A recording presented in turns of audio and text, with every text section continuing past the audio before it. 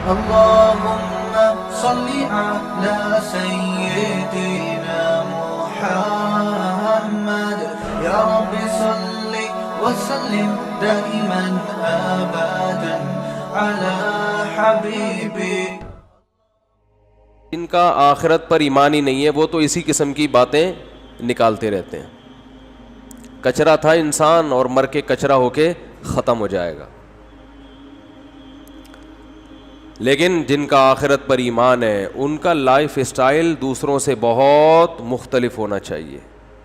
جب ہے ایمان تو بھائی پھر یہ کیسا ایمان ہے کہ جمعے کے دن جمعے کی نماز پڑھ لی اپنا یعنی جو کلچر میں جو چیز آ رہی ہے بس اس کو فالو کیا. اگر آخرت ہے تو بھائی یہ پھر بہت بڑی حقیقت ہے، کیونکہ اس میں نیک لوگوں کا ٹھکانہ جنت اور بروں کا ٹھکانہ جہنم کی آگ ہے. پھر یہ دنیا مسافر خانہ ہے، یہ اصل نہیں ہے. پھر یہاں کے غموں کو حد سے زیادہ محسوس کرنا یہ جہالت اور حماقت ہے. یہاں کی خوشیوں میں اپنی لمٹ کو کراس کر دینا یہ حماقت اور جہالت ہے. لیکن یہی حماقتیں اور جہالتیں صبح و شام ہم کر رہے ہیں. کوئی پیسے کے پیچھے پاگل ہے تو اتنا پاگل ہوا ہے کہ آپ کی سوچ ہوگی.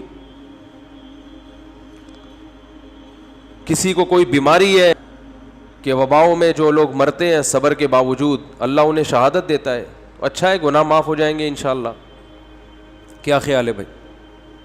نہیں مرے تو کل ویسے ہی مر جانا ہے. آپ امید چاہتے ہو یہ کہ کچھ بھی نہ ہو، ٹھیک ہے نا؟ ایسے تھوڑی امید ہوگی، کچھ تو ہوگا. حالات بھی ابھی جو میں نے قرآن کی آیت پڑھی ہے اس میں تو اس کا تو مضمون ہی یہی ہے، ہم تمہیں آزمائیں گے. بشیء من الخوف ونقص من الاموال والانفس والثمرات، خوف میں مبتلا کریں گے تمہیں. خوف میں مالوں کا نقصان بھی ہوگا معاشی. بڑے بڑے کروڑ پتی لوگ روڈ پہ آ سکتے ہیں، پیسہ ڈوب سکتا ہے. دنیا میں اللہ نے ہمیں پیڑے کھانے کے لیے پیدا نہیں کیا. بہت سے لوگ بہت دنوں سے پیڑے کھا رہے ہیں، وہ سمجھتے ہیں کہ یہ ہم موت تک پیڑے کھاتے رہے. بہت سے ملکوں نے پیڑے کھائے ہیں، ان کرونا نے ان کے منہ سے پیڑے چھین لیے. سمجھ رہے ہو؟ بہت سی قوموں نے، بہت سے ملکوں نے، بہت سے افراد نے پیڑے کھائے ہیں. بہت سے ملک بہت ترقی پر ہیں اور مسلسل پیڑے کھائے جا رہے ہیں. اس کرونا نے ان کے منہ سے بھی پیڑے، بولو بھائی، ہلا دیا ان کو. بہت سی جہازوں کی کمپنیوں نے بہت زیادہ پیڑے کھائے ہیں، ان کمپنیوں کا دیوالیہ نکل گیا. یہ ہے وَلَنَبْلُوَنَّكُمْ، اللہ فرماتے ہیں ہم تمہیں آزمائیں گے، اجتماعی سطح پہ بھی اور انفرادی سطح پہ بھی. بِشَيْءٍ مِّنَ الْخَوْفِ، خوف میں مبتلا کر دیں گے. ہم کریں گے یہ کام، یہ نیچر نہیں کرتی کہ خود بخود ہو رہا ہے. ملحد کہتا ہے بس یہ نیچر کا ایک حصہ ہے، فطرت کا حصہ ہے. فطرت بذات خود کوئی چیز نہیں ہے، اس کو بنانے والا اللہ ہے. بِشَيْءٍ مِّنَ الْخَوْفِ وَالْجُوعِ، بھوک بھی مسلط کریں گے، معاشی نقصان. وَنَقْصٍ مِّنَ الْأَمْوَالِ وَالْأَنفُسِ، مال کا نقصان، جانوں کا نقصان، انسانی ہلاکتیں ہوں گی. والثمرات، پیداوار کا بھی نقصان ہوگا. تو اللہ نے کیا فرمایا ان حالات میں؟ وَبَشِّرِ الصَّابِرِينَ، صبر کرنے والوں کو خوشخبری سنا دیں. جو غیر مسلم ہے وہ صبر نہیں کرے گا. دیکھو غیر مسلم کا جو صبر ہے نا، وہ ان کے جو موٹیویشنل اسپیکر ہیں وہ ان کو سمجھاتے ہیں کہ اس صبر کرنے سے جب تم ٹینشن نہیں لوگے تو ٹینشن نہ لینے سے بیماری کا خطرہ کم ہو جائے گا. اس لیے وہ چہرے کے ایکسپریشن سے، جو ان میں پڑھے لکھے لوگ ہیں، چہرے کے تاثرات سے، اور کوشش کرتے ہیں کہ ہم میڈیا کے سامنے جب آئیں اور بات کریں تو ہم یہ شو کریں کہ ہمیں کچھ بھی نہیں ہے. اندر اندر سے گھل رہے ہوتے ہیں وہ. ہمارے ہاں دل میں غم نہ بھی ہو تو چیخ منہ سے ایسے ظاہر کرے گا کیونکہ ٹریننگ نہیں ہے نا، تربیت نہیں ہے. کہ جیسے ساری دنیا کا غم اسی کو ہے. عمل سے لگ رہا ہوگا کہ یہ غمزدہ نہیں ہے, لیکن جو دل کی راحت ہے, دل کی خوشی ہے, وہ اللہ صرف اہل ایمان ہی کو دیتے ہیں تکلیفوں میں. وہ دل کی خوشی کے لیے جو اللہ نے موٹیویشن کی ہے, وہ جملہ غیر مسلموں کے پاس نہیں ہے. فرمایا وَبَشِّرِ الصَّابِرِينَ, صبر کرنے والوں کو خوشخبری سنا دے, خوشخبری جو ان غموں میں صبر کرے گا. یہ صبر کرنے والے کون ہیں؟ اذا اصابتہم مصیبہ, جب انہیں کوئی مصیبت پہنچتی ہے, مالی ٹینشن آ گئی, بے روزگاری ہو گئی, جانی ہلاکتیں ہو گئیں. قالوا, تو یہ جواب میں کہتے ہیں انا للہ, یہ خود سے نہیں ہے, ہم کس کے غلام ہیں؟ اللہ کے. تو مالک کو اجازت ہے کہ وہ اپنے غلام کو آزمائش میں ڈال سکتا ہے. ہم اللہ کے غلام ہیں بھائی, یہ اللہ کے تصرفات ہیں.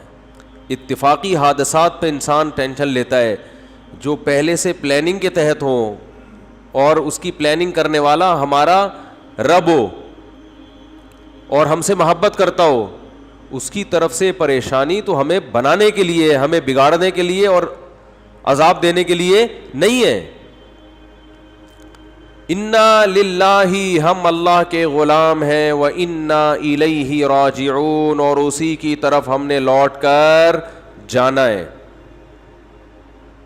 اسی کی طرف لوٹ کر جانا ہے.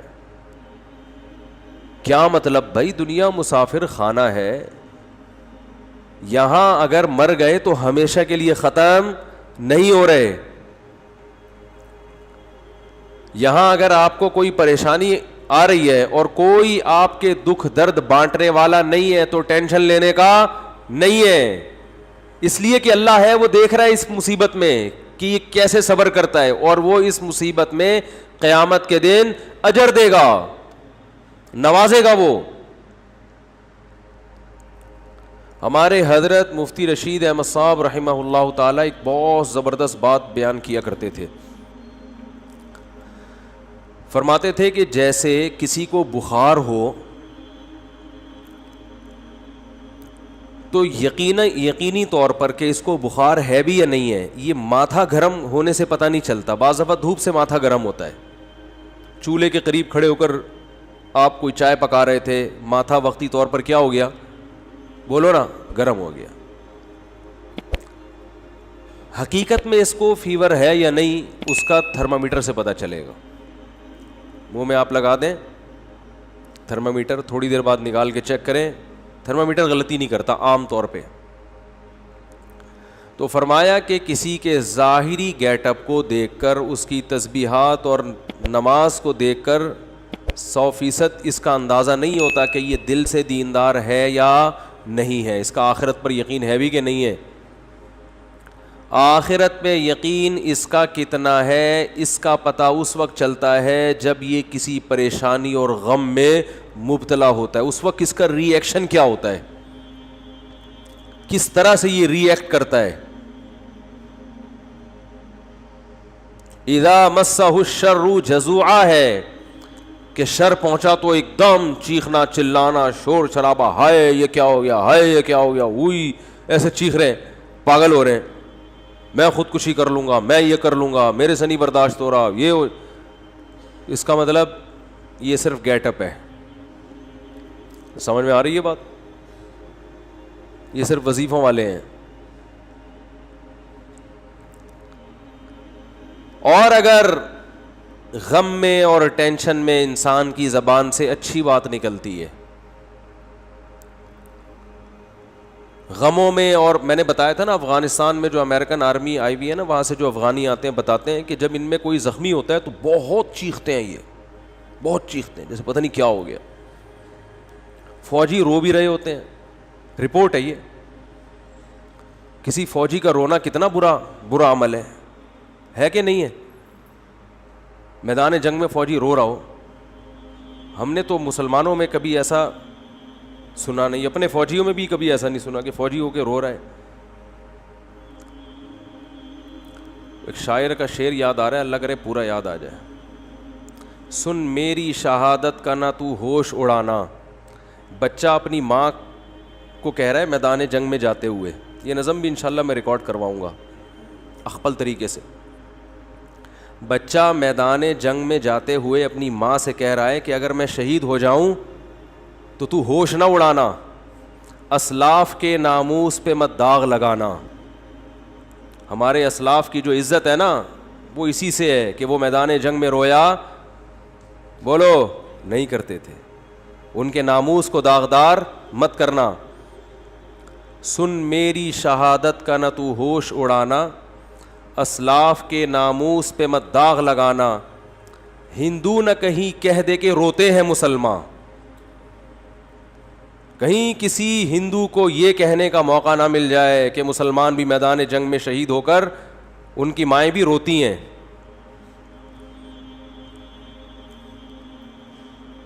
پھر کہتا ہے کٹ جاؤں مقتل میں تو اف تک نہیں کہنا. تو ماں کا اپنے بیٹے کی شہادت پہ رونا یہ برا نہیں ہے, یہ تو محبت کی علامت ہے. رونا تو سنت ہے, واویلا کرنا, چیخنا, چلانا. اور وہ تو ماں ہے نا, چلو وہ تو روئے, چیخے چلائے نہیں. اپنی نواسی کی موت پر ہمارے نبی صلی اللہ علیہ وسلم کی بھی آنکھوں سے آنسو جاری ہوئے. آپ نے فرمایا کہ دل غمزدہ ہے, آنکھیں بہہ رہی ہیں, زبان وہی کہے گی جس پہ ہمارا رب راضی ہوگا. زبان سے وہی کہیں گے جس پہ اللہ کیا ہوگا راضی. آنکھوں پہ کنٹرول نہیں ہے تو رونے پر پابندی نہیں ہے. میدان جنگ میں تو رونا بری بات ہے. تو وہاں جو افغانی لوگ بتاتے ہیں کہ جو امریکن سے لڑنے والے لوگ ہیں ان کے جب گولی لگتی ہے تو ان کا ریئیکشن الگ انداز سے ہوتا ہے. امریکن کے جب لگتی ہے تو وہ پاگلوں کی طرح عجیب سے چیخ رہے ہوتے ہیں, چلا رہے ہوتے ہیں, وہی کیا ہو گیا. تو ان کا چیخنا بالکل درست ہے, اس لیے کہ ان کے سامنے آخرت نہیں ہے. ان تکونوا تعلمون فانہم یعلمون کما تعلمون وترجون من اللہ ما لا یرجون.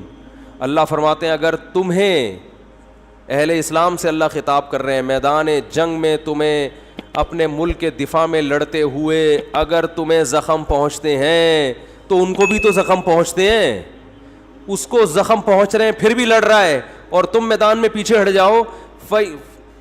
وَتَرْجُونَ مِنَ اللَّهِ مَا لَا يَرْجُونَ, جبکہ تم اس زخم پہ اللہ سے وہ امیدیں لگا کے بیٹھے ہوئے ہو جو تمہارا مخالف امیدیں لگا کے نہیں بیٹھا. تمہارا مخالف صرف گورنمنٹ سے مختلف قسم کے الاؤنس لینے کی امیدیں ہیں اس کو کہ میں زخمی ہو جاؤں گا اتنے پیسے ملیں گے, میری ٹانگ ٹوٹ جائے گی لکڑی کی جرمنی سے ٹانگ لا کے لگوا دی جائے گی. بس ان کو اپنے حکمرانوں سے امیدیں ہیں اور مرنے کے بعد تو وہ بھی نہیں ہے. میدان جنگ میں مر گئے تو اب کیا کیا کس توپوں کی سلامی قبر پہ دی جائے یا 25 توپوں کی, اس سے مردے کو کیا فائدہ ہے. وہ کہے گا مجھے تو مار دیا نا. کہتے ہیں اس کے لواحقین کو نواز دیں گے, تو لواحقین کو نواز کے, یہ بھی تو اپنے لواحقین میں سب سے پہلے تو یہ تھا. لواحقین کے لیے اپنے آپ کو ہی مروا دیا. کہے گا یار اتنا پروٹوکول تو میں زندگی میں لواحقین کو نہیں دیتا تھا. تو یہ مزیداری نہیں ہے. مزیداری ہے ان تکونوا تعلمون فانہم یعلمون کما تعلمون وترجون من اللہ ما لا یرجون. خدا کی قسم قرآن کی اس ایک آیت نے ایسا مسلمانوں کو موٹیویٹ کیا ہے اپنے قوم کے لیے, اپنے ملک کے لیے, اپنے مذہب کے لیے لڑنے کا, ایسی آگ بھری ہے. اللہ فرماتے ہیں اگر تم زخمی ہوتے ہو تو انہیں بھی تو زخم پہنچتے ہیں. وہ تھوڑی جیسے آتے ہیں ویسے کے ویسے, کچھ تو تم نے ان کو بھی مارا ہوتا ہے. اس کے باوجود وہ میدان میں اتر رہے ہیں. حالانکہ ترجون من اللہ ما لا یرجون, تمہیں اللہ سے وہ امیدیں ہیں جو ان کو نہیں ہے. اور تمہیں اللہ سے کیا امیدیں ہیں؟ آپ صلی اللہ علیہ وسلم نے فرمایا جس کے میدان جہاد میں زخم لگا قیامت کے دن وہ زخم بہتا ہوا ہوگا اور اس کے خون کی رنگت خون جیسی اور اس کی خوشبو مشک جیسی ہوگی. اسی طرح آئے گا قیامت کے دن. شہید کے خون کا قطرہ زمین پہ گرنے سے پہلے اللہ اس کے گناہوں کو معاف کر دیتے ہیں. ہم نے تو شہداء کے خون کی خوشبو اپنی ناک سے سونگھی ہے. اللہ نے تو ہمیں یہ آیتیں اور یہ حدیثیں یہ دنیا میں نظارہ کرا دیا. ہمیں کیسے کوئی لبرل اور ملحد یہ کہہ سکتا ہے کہ یہ حدیثیں معاذ اللہ غلط ہیں؟ ہم نے تو بھائی اپنی ناک سے سونگھی ہے. ابراہیم علیہ السلام نے اللہ سے پوچھا کہ اے اللہ تو مردوں کو زندہ کیسے کرے گا قیامت کے دن؟ یہ تو بوسیدہ ہڈیاں ہو کے مر کے ختم. تو اللہ نے فرمایا اولم تؤمن، کیا میری باتوں پہ یقین نہیں ہے؟ قال بلا، اللہ کیوں نہیں ہے، تو نے کہہ دیا بس یقین ہے، لیکن ذرا دکھا دے تو اور اطمینان ہو جائے گا. اللہ نے فرمایا خذ اربعۃ من الطیر، 4 پرندے لو، فصرہن الیک، ان کو آوازوں سے مانوس کریں. کسی آواز سے مانوس کر دیا جاتا ہے دوڑتا ہوا آتا ہے. ثم اجعل علی کل جبل منہن جزءا، ان کو ذبح کر کے قیمہ بنا کے ٹکڑے کر کے مکس کر کے چاروں طرف جو پہاڑ ہے نا ان کی پہاڑیوں کے کونوں پہ رکھ، چوٹیوں پہ رکھ دیں. ثم ادعوہن، پھر جس پرندے کو جس آواز سے مانوس کیا ہے وہ آواز نکالیں. یاتینک سعیا، وہ پرندے دوڑتے ہوئے ابراہیم علیہ السلام کی طرف آئے، دوڑتے ہوئے، سارے بوٹیاں اڑ اڑ کے زندہ ہوئے، پورے پر اور پورا پرندہ بنا اور ابراہیم علیہ السلام کی طرف دوڑ رہا ہے. تو جس پیغمبر نے یہ منظر اپنی آنکھوں سے دیکھا ہو انہیں کبھی کوئی وسوسہ ہوگا اللہ کی باتوں میں کہ میں قیامت کے دن مردوں کو زندہ کروں گا؟ تو بھائی ہم نے تو شہداء کے خون کی خوشبو اپنی ناک سے سونگھی ہے، اور میں نے نہیں، بہتوں نے سونگھی ہے. بہت سو سے آپ تصدیق کروا سکتے ہیں. اس میں ڈرامے بھی ہوتے ہیں، میں مانتا ہوں. آج کل تو جو مر رہا ہے خوشبو آ رہی ہے. تو اس میں جو کرامتیں ہوتی ہیں نا، اس میں جھوٹی خبریں بہت پھیلتی ہیں. لوگ اپنے بڑوں کو سے عقیدت میں غلو کی وجہ سے ان کو بہت اوپر چڑھا دیتے ہیں، لیکن جو مشاہدہ ہے اس کا تو انکار نہیں ہو سکتا. ہم نے تو خود مشاہدہ کیا، اور ایک کا نہیں کیا ہے، بہت سو کا کیا ہے. تو وبشر الصابرین، میں عرض کر رہا تھا کہ تھرمامیٹر کیا ہے کہ جب کوئی پریشانی آتی ہے تو کیا کرتے ہیں؟ صبر. جیلوں میں لوگوں کی زندگیاں گزر گئی، صبر کر رہے ہیں، منہ سے ان کی کبھی ناشکری کا لفظ ادا نہیں ہوتا. بھائی اللہ اسی پہ راضی ہے. آج آپ دیکھیں کسی خاتون کے چھوٹے بچے کا انتقال ہو جائے، کیسا چیختی چلاتی ہیں، ایسا روتی پیٹتی ہیں، ایسا ڈپریشن، ایسی سٹریس. وہی ہے کہ ہر آدمی بس اس دنیا میں پیڑے کھانے میں لگا ہوا ہے کہ سارے مزے اڑانے ہیں، کوئی ٹینشن نہیں ہو. میری دادی کی اللہ مغفرت فرمائے، انہوں نے مجھے بتایا کہ ان کے 8 یا 9 بچے 7 اور 8 سال کی عمر کو پہنچ کے مرے ہیں.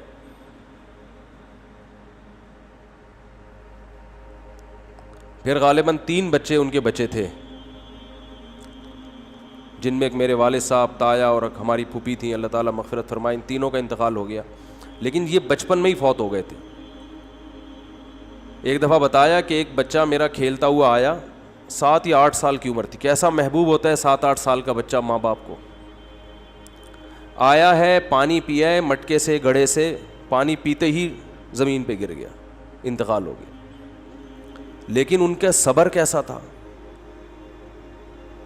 بس روتی تھیں ما قدر اللہ، جو اللہ کی طرف سے مقدر ہے. آج ایسے پاگل ہو جاتے ہیں، ایسے بوکھلا جاتے ہیں. طلاقوں کا ریشو بھی اسی لیے کہ ایک دوسرے کو برداشت کر ہی نہیں رہے ہیں. پہلے رشتے وجود میں آتے تھے، میاں میں خرابی ہے عورت برداشت کرتی تھی، چلو بھائی چلاؤ گزارا چلاؤ. عورت میں خرابی ہے میاں برداشت کرتا تھا، یار گزارا ہے، سارے مزے دنیا میں تھوڑی ہوں گے. اب نہیں بھائی، عورت کو میاں پورا ایکوریٹ چاہیے، بالکل سر کے بال سے لے کے پاؤں کے ناخن تک ریموٹ کنٹرول کی طرح وہ اس کے اشاروں پہ چلتا ہو.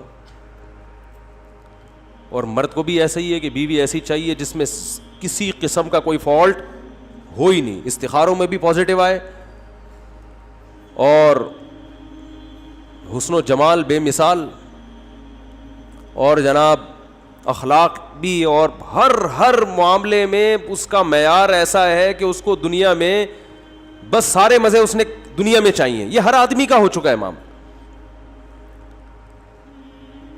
بھائی تھوڑا سا دنیا کو آڑا ترچھا کر کے چلاؤ, کنڈکٹر سے عبرت حاصل کرو نا. بار بار کہتا ہوں, بس جتنی بھی بھری ہوئی ہو, کنڈکٹر بس کو چھوڑ کے بھاگتا نہیں ہے کہ یار سیٹ نہیں مل رہی تو میں کہاں بیٹھوں, سارے تو پیسنجر چڑھ گئے. صبح سے شام لٹک لٹک کے ناظم آباد سے لانڈی, لانڈی سے ناظم آباد, ہوتا ہے کہ نہیں ہوتا؟ لٹک لٹک کے جائے گا. کہے گا رات کو سوئیں گے آرام سے, کوئی مسئلہ نہیں ہے. پاؤں رکھنے کی, انگوٹھا رکھنے کی جگہ نہیں ہے, مگر ایک دروازے سے چڑھے گا, سب سے کرایہ لے کے دوسرے سے اتر جائے گا. اسے کبھی ٹینشن ہوئی یار یہ کیا مسئلہ ہے یار, جگہ ہی نہیں ہے, سب لوگ عزت کے ساتھ سفر کر رہے ہیں, اور وہ باس جو ہے وہ تو ڈرائیونگ کی سیٹ پہ بیٹھا ہوا ہے مزے سے. اور میری حالت دیکھو یار, مجھے تو جگہ ہی نہیں مل رہی, جاؤ میں نہیں جا رہا. وہ کہتے کوئی بات نہیں یار, پیسے جب آئیں گے نا جیب میں اتنے سارے, تو اڈے پہ رات کو سوئیں گے آرام سے. پھر ان کو نیند بھی ٹائٹ آتی ہے, ان کو جگہ نہ بھی ملے بس کی چھت پہ سو جاتے ہیں, یہ ریڑیوں پہ سو جاتے ہیں. میں نے دیکھے ہیں, جگہ نہیں ملی, ریڑی لگی ہوئی ہے, کوئی پھل والا اپنی ریڑی چھوڑ کر چلا گیا, صبح دوبارہ سے پھل ڈالوں گا, 2-4 گلے سڑے سیب رہ گئے تھے, سائڈ پہ لگایا, سو گئے. تو بھی اس سے سوتے ہیں مزے سے. وہ ٹینشن برداشت کر رہا ہے کہ بھائی پیسہ آ رہا ہے, تو بھائی ہم اور آپ بھی برداشت کر لیں کہ اجر آ رہا ہے اللہ کی طرف سے, ثواب مل رہا ہے, آخرت میں ذخیرہ ہو رہا ہے. رسول اللہ صلی اللہ علیہ وسلم نے ارشاد فرمایا, ان اللہ اذا احب قوما ابتلاہم, اللہ تعالیٰ جب کسی سے محبت کرتے ہیں اسے آزمائش میں ڈال دیتے ہیں. ایسا بھی ہوتا ہے. فمن صبر فلہ الرضا, پھر ان آزمائشوں میں جو صبر کرتا ہے اللہ اس سے راضی ہو جاتا ہے. کہتا ہے آزما لیا. پیغمبروں کو جو اللہ نے آزمایا تو کیسے خطابات دیے. نعم العبد, ایوب علیہ السلام کے بارے میں فرمایا کیا خوب بندہ, ساری زندگی بیماریوں میں گزر گئی, ایک لفظ زبان سے ناشکری کا نہیں نکلا. نعم العبد, یہ اللہ کی طرف سے القابات ملتے ہیں. جیسے ہم لوگ خطاب دیتے ہیں نا, کسی کو بہادری کا خطاب دے دیا, بہادر خان نام رکھ دیا, کسی کو حکیم الامہ کا نام ہم نے دیا, کسی کو قائد اعظم کا نام دیا, کسی کو مادر ملت کا نام دیا, مختلف قسم کے لقب ہم دیتے ہیں ان کی کارکردگی سے متاثر ہو کر. اللہ بھی دیتا ہے لقب. نعم العبد, کیا خوب بندہ, صحیح ہے نا, کیا خوب بندہ تھا میرا, صبر کی وجہ سے. وَإِذِ ابْتَلَىٰ إِبْرَاهِيمَ رَبُّهُ بِكَلِمَاتٍ, سورہ بقرہ, فرمایا اس وقت کو یاد کرو جب ابراہیم کو اس کے رب نے چند چیزوں میں آزمایا, وہ بھی آزمائشیں آئیں ان کے اوپر. فَأَتَمَّهُنَّ, ابراہیم ان آزمائشوں میں پورے نہیں اترے, کامیاب نہیں ہوئے, بہترین طریقے سے کامیاب ہوئے. اتمہن, بہترین طریقے سے ان آزمائشوں میں کامیاب ہوئے. کیسا آزمایا؟ اللہ ہم سب کی حفاظت کرے, ہماری اولادوں کی حفاظت کرے. اگر کسی کی ڈیتھ ہو جائے تو ہمارا ری ایکشن کیا ہوتا ہے, لیکن ابراہیم کو حکم دیا جا رہا ہے علیہ السلام کو, خود ذبح کرو اپنے ہاتھوں سے بچے کو. بتاؤ اللہ کی طرف سے کسی کی موت ہو جائے, یہ بڑی آزمائش ہے. یہ باپ کو خود حکم دیا جا رہا ہے خود کاٹو گلا, یہ تو بہت بڑی آزمائش ہے. انہوں نے کہا کوئی بات نہیں بھئی, اللہ ویسے بھی تو مار سکتا ہے, میرے ہاتھوں کٹوا رہا ہے, میں کاٹ دوں گا اس کو. ان تمام آیات اور احادیث سے پتہ چلتا ہے کہ اللہ انسانوں کو اپنا غلام دیکھنا چاہتا ہے, اور غلامی کی صورت میں ہی دیکھنا چاہتا ہے. کہ فنڈر بننے کی کوشش بولو مت کرو, فنٹر نہ بنو. جیسے جیسے میں تمہارے ساتھ کر رہا ہوں بس تم نے صبر کرنا ہے, شکر کرنا ہے. ہاں خود سے آزمائشیں اللہ سے نہ مانگو, خود سے ایسے کام نہ کرو جس سے آزمائشیں تم پر آئیں. یہ پھر اللہ کی مدد بھی نہیں ہوتی, ثواب بھی نہیں ملتا. مفتی طارق مسعود صاحب کے بیانات سننے کے لیے youtube.com/مفتی طارق مسعود کو سبسکرائب کریں, اور اگر آپ لائیو ویڈیو کو کبھی بھی مس نہیں کرنا چاہتے ہیں تو سبسکرائب کرنے کے بعد بیل آئیکن پہ کلک کرنا مت بھولیں. جزاک اللہ.